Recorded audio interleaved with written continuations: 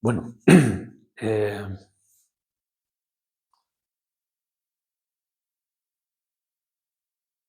Jung pasó muchos años investigando, estudiando y tratando de dilucidar la obra de los alquimistas medievales, fundamentalmente. Y en ese estudio, esas lecturas, ¿no?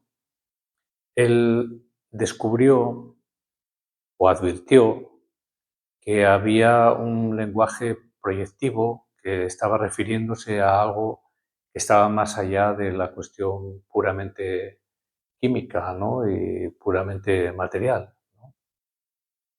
Y ese lenguaje o ese discurso alquimista eh, se refería al proceso de centración, ¿no? Al proceso de individuación o de autorrealización, es decir, a una tendencia, a un movimiento, a una disposición instintiva o arquetípica, ¿no? Primordial, que propende, por así decir, ¿no? en la condición humana a realizar la totalidad, que es lo que él denominó individuación.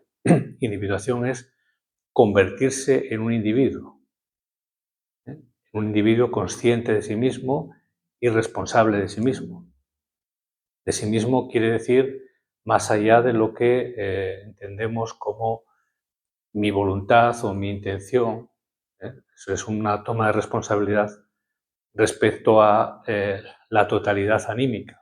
La totalidad anímica es indelimitable, pero sí, de alguna manera, eh, se podría tomar en consideración y se debe tomar en consideración un centro, un eje. Ese centro, ese eje, si lo comparamos con una orquesta en la que hay músicos vamos, con este tipo de instrumentos o de aquellos otros, etcétera, la armonía, eh, la conjunción, ¿no? De esa totalidad que sería la orquesta, se facilita o se realiza o tiene su fundamento, su eje, en la labor del director, ¿no? De la directora de la orquesta.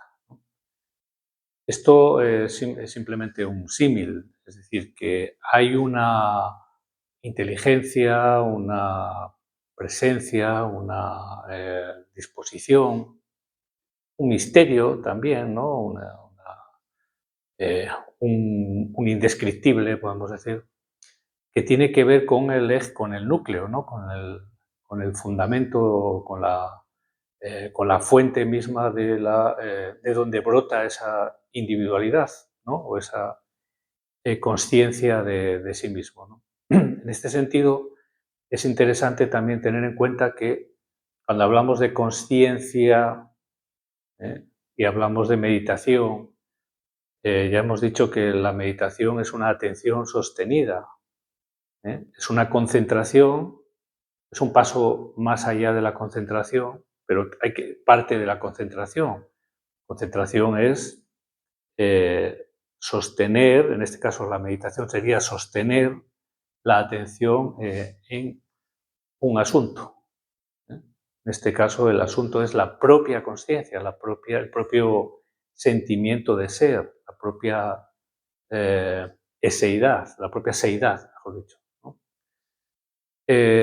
Por lo tanto, es una conciencia de la propia conciencia, es decir, es una atención, una concentración en torno a la propia, a ella misma, podemos decir así, ¿no?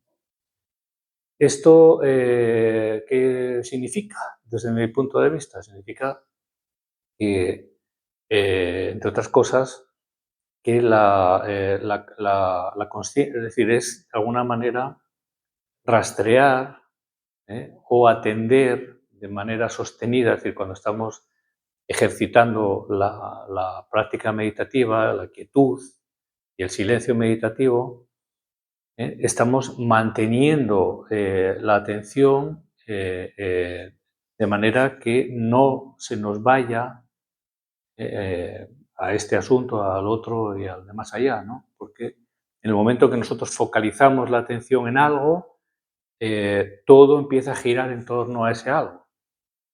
Es como si, no sé, por poner un símil muy actual, si nosotros ponemos un asunto que nos interesa en Google, ¿qué es lo que ocurre?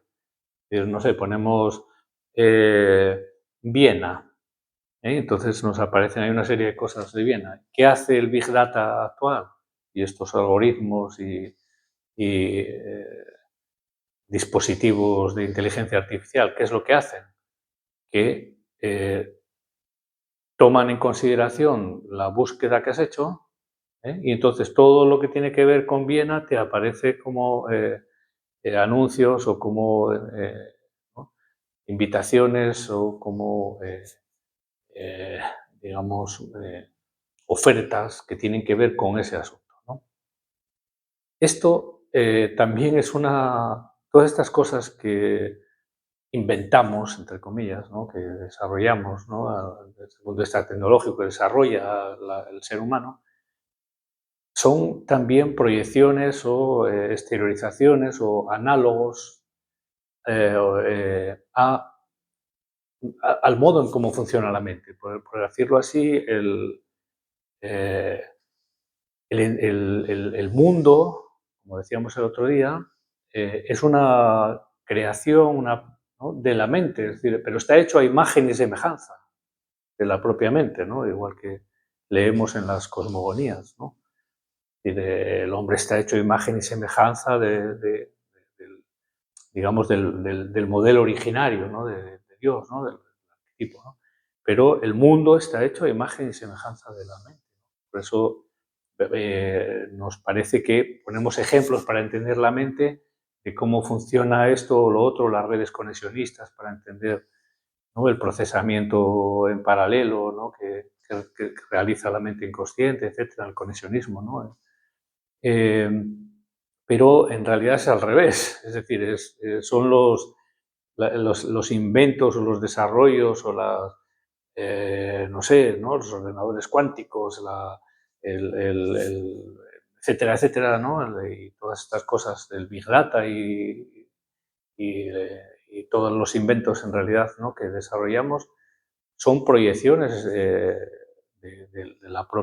los propios fundamentos, ¿no? de la propia naturaleza, ¿no? de lo mental, ¿no? de la mente.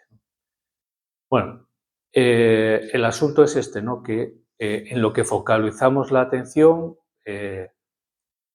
esto genera un universo de ocurrencias, de imágenes, de desarrollos, ¿no? de conductas y demás. Si nosotros focalizamos la atención en nuestro propio sentimiento de estar ahí, nuestro sentimiento de ser, ¿no? Nuestra propia eh, presencia, ¿no? Desde el ámbito más simple y más básico, ¿no? del ser que somos. Si sostenemos esa atención, que es lo que debemos hacer, y en lo que consiste la práctica meditativa, si centramos la atención, ¿no? Y focalizamos ahí, y no nos vamos con otra cosa, esa conciencia de la propia conciencia también se amplifica, ¿no? Es decir, que el fundamento, la base de nuestra consciencia operativa, vamos a llamar así, es inconsciente para la propia consciencia operativa, es decir, que lo que estamos rastreando o esa autoindagación, por utilizar una expresión también ¿no? de la Advaita Vedanta, ¿no? Especialmente eh, formulada por Ramana Maharshi, por ejemplo, ¿no? Por, es, esa autoindagación es, como digo, eh, un escarbar o un adentrarse, ¿no? Un ahondar, un perseguir eh, atencionalmente el propio ser, ¿no? La propia conciencia de sí, ¿no? La propia es, eh, vamos a decir, la propia condición, ¿no? Existencial, vamos a decir así, ¿no? El propio ser. Una palabra. Entonces, ahí ya digamos, la diferenciación consciente, inconsciente, ¿no? En términos psicológicos se queda obsoleta, como hemos también comentado en otras ocasiones, ¿no? Por lo tanto, el asunto es este, ¿no? Eh, necesitamos ejercitar esa concentración, esa atención, de manera que el propio foco atencional nos conduce más adentro, ¿no? Más allá, vamos a decir así, ¿no? Más allá de eh, digamos, de la vivencia que tenemos de nosotros mismos, habitualmente o en sentido ordinario, ¿no? Claro, el, la vivencia o el contacto, la conexión con nuestro propio ser siempre está, es decir, es inevitable, ¿no? Pero quizás no lo aprovechamos o no lo disfrutamos, ¿no? Como podríamos. Y esto, bueno, pues también consiste en realizar, es también comprender. Cuando hablamos de realizar o la autorrealización, significa una comprensión, ¿no? Una comprensión significa un abarcar, ¿no? ¿Eh? Un tomar en cuenta, ¿no? Una presencia, ¿no? Eh, etcétera, ¿no? Bueno, también en relación con este asunto con el que comencé esta reflexión, del interés de Jung por el lenguaje alquimista, él también se interesó por la alquimia, no solamente que es la que se desarrolló en Occidente, ¿no? En Europa fundamentalmente, sino que se interesó también por la alquimia oriental, especialmente por la alquimia que se desarrolló en China, ¿no? El taoísmo. Y en este sentido, él tuvo una relación estrecha y muy sustanciosa, podemos decir, con Richard Wilhelm, que era un misionero alemán que estuvo muchos años en China y tiene una traducción muy interesante, Qing, ¿no? Del libro de las mutaciones, también del Tao Te Ching, etcétera, ¿no? Hizo trabajos interesantes y tienen un libro en común, se editó un libro en común entre Jung y Richard Wilhelm que se llama El secreto de la flor de oro. El secreto de la flor de oro.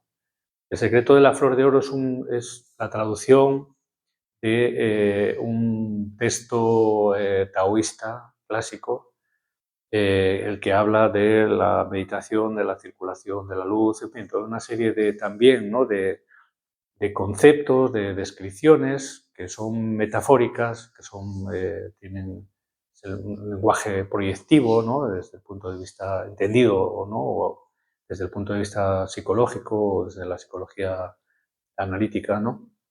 Y en la parte que corresponde al comentario que hace Jung, que por cierto se refiere al fallecimiento de Wilhelm, ¿no? Y a cómo vamos, él elogia, ¿no? La labor de Richard Wilhelm, ¿no? De su amigo y cómo él descubrió, ¿no? En la alquimia, un precedente también, ¿no? De las cosas que él fue descubriendo a través de su trabajo empírico, ¿no? En el campo de la psicoterapia y demás, ¿no? Entonces, él hace una alusión a eh, a un proverbio chino que, parafraseado, viene a decir método correcto, actitud incorrecta, la cosa no va. Esto es la paráfrasis que yo hago ahora, ¿no? El proverbio dice, el método correcto en manos de la persona incorrecta o de la actitud en manos de la persona incorrecta actúa incorrectamente. Vuelvo a la paráfrasis que yo me invento ahora, es método correcto, actitud incorrecta, eso no va. ¿Qué quiero decir con esto? Que si bien es necesario un cierto fundamento metodológico para meditar, ¿eh? Es necesario, pero no es suficiente. El método no es suficiente. Eh, Incluso no es lo más importante, no es lo fundamental. Lo fundamental, pudiéramos entenderlo desde un punto de vista metodológico, pero yo creo que ni siquiera sería necesario, ¿no? Entenderlo así, es la actitud, es la actitud. ¿Eh? La actitud es lo fundamental. Si la actitud es la adecuada y el método no, digamos, no es muy depurado, eso puede conducir al objetivo, puede hacer diana. Si el método, o sea, si la actitud no es la adecuada y el método está muy elaborado, esto no va, no funciona. Entonces, ¿cuál es la actitud adecuada? Esto es lo que nos interesa, ¿no? La actitud adecuada. La meditación es una actitud, no es un método. Se vale de un método o una serie de métodos, pero fundamentalmente es una actitud. Es una actitud de autoindagación, es una actitud de centramiento y concentración sostenida respecto a la propia conciencia de sí. Esto es la individuación. Igual que comentábamos que, por ejemplo, en la escuela Soto Zen, la propia práctica, el propio zazen, ¿no? La propia eh, práctica es la propia iluminación, ¿no? O se entiende como la propia iluminación. ¿Eh? De la misma manera, la conciencia de sí es la propia individuación. Es darse cuenta de uno mismo como una totalidad, darse cuenta de sí mismo de una manera diferenciada. Es decir, salimos del marco colectivo y del marco sociocultural para ser nosotros mismos. Y eso conlleva la autenticidad, la espontaneidad, ¿no? La iniciativa, ¿no? La creatividad, conlleva todo aquello que tiene que ver con digamos, con la singularidad. Eso, por un lado, es algo único, algo singular, ¿no? Algo individual. ¿Eh? La vida se experimenta en lo individual, no es una cosa abstracta, es decir, la vida es esto vivo, aquello vivo, esto vivo, etc., ¿no? Se experimenta en la individualidad, pero a la vez, como estamos hablando de una totalidad, a la vez, y además, digamos, la realidad se fundamenta en la conjunción, ¿no? De los contrarios, de los opuestos. Por un lado es una individualidad, pero esa individualidad está a su vez vinculada o conectada o fundamentada en el todo, ¿no? En la totalidad. Por lo tanto, es algo singular y a la vez es algo universal, ¿no? Esta conjunción, esa conjunción, ¿no? Es de alguna manera lo que tendría que ver o tiene que ver con la realización del ser, ¿no? O sea, somos, por un lado, algo diferenciado y, por otro lado, es decir, algo diferenciado cuyo sustratum es la propia universalidad, la propia unidad, ¿no? Eso que denominamos lo absoluto, ¿no? absoluto, indiferenciado, ¿no? Así que, en este sentido, en las últimas sesiones trato de llamar la atención y poner el énfasis muy especialmente en la necesidad de desarrollar concentración. Es muy importante es que seamos capaces, ¿no? O que hagamos por ello, ¿no? De desarrollar una capacidad atencional sostenida, ¿eh? De manera que esto, al aplicarlo sobre nuestra propia consciencia, nuestra propia presencia, ¿no? Nuestro propio sentimiento de ser, eh, lleve a abrirse digamos, las puertas de la comprensión ¿no? De la vivencia, ¿no? De vivencias que tienen que ver con nuestro ser y estar, ¿no? En el mundo, ¿no? Nuestro ser genuino, ¿no?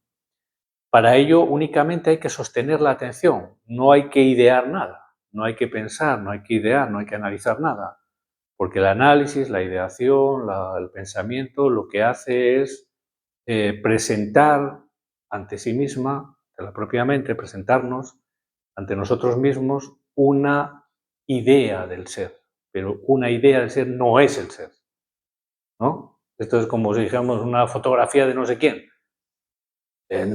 Sí, es una fotografía de no sé quién, y reconozco a ese, pero no es la persona, no está ahí, no la percibes, ¿no?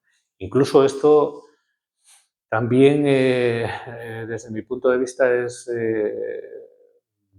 vivenciable por ejemplo, en mi profesión, mi trabajo, cuando haces alguna sesión online, ¿no? Con alguien que está en otro lugar, ¿no? Entonces, a través de videoconferencia haces ¿no? Bueno, sí, hay un diálogo, ves la gestualidad, esto, lo otro y tal, ¿no? Pero nunca es lo mismo que cuando la persona está ahí, porque ahí hay otra conexión, hay una presencia, hay ¿eh? Un contacto que no es comparable, ¿no? A estos otros medios, ¿no? Por lo tanto, para poder experimentar lo genuino, ¿no? El ser genuino, ¿no? Auténtico, lo que somos, para poder experimentarse a uno a sí mismo de verdad, hay que vaciarse mentalmente. Es decir, es imprescindible, ¿no? El vaciarse. Digamos, parar, ¿no? O asistir a la detención de los procesos mentales. Y esto se realiza si somos capaces de mantener, de sostener la atención y de desconsiderar el proceso mental. Entonces, cuando algo no se alimenta o no se refuerza, tiende a extinguirse. Esto lo sabemos también en el campo de la psicología del aprendizaje, ¿no? Cuando eh, refuerzas una conducta, esa conducta, digamos, se hace más fuerte, más sólida, ¿no? Digamos, tiende ¿no? a reiterarse, ¿no? Cuando una conducta deja de ser reforzada, con el tiempo se extingue. Entonces, este es el asunto, ¿no? El proceso mental está constantemente alimentado y constantemente estimulado. En la meditación lo que hacemos es romper en ese juego, esa dinámica, para poder investigar o para poder acercarnos o para poder intimar con lo que realmente somos sin mediación, ¿no? Sin fotogramas, por así decir, ¿no? Sin imágenes. Así que es experimentar, por así decir, el fundamento del mundo, el sustrato, ¿eh? Pero sin las representaciones del mismo. La representación es digamos, es es un mundo intermedio, ¿no? Entre lo que es y lo que uno es capaz de percibirse.